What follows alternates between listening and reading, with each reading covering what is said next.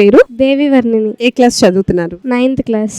ఏ school నుంచి వచ్చారు? Sri Chaitanya techno school. So competition లో మీరు కూడా పార్టిసిపేట్ చేశారా? పార్టిసిపేట్ చేశాను. ఓకే, సో ఇలా కాంపిటీషన్స్ కండక్ట్ చేయడం స్టూడెంట్స్ కి మీకు ఎలా అనిపిస్తుంది? కాన్ఫిడెన్స్ బిల్డ్ అవుతుంది. ఇంకా దీనివల్ల స్టేజ్ ఫియర్ అలాంటివన్నీ పోతున్నాయి.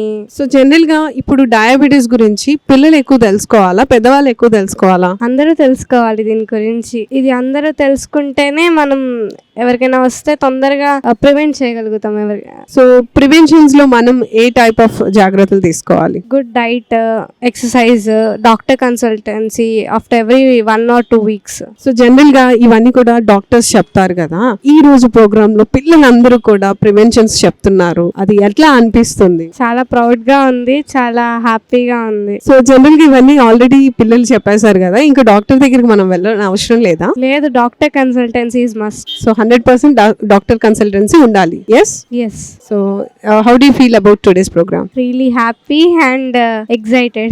Thank you very much. Thanks to Vijaya Hospital.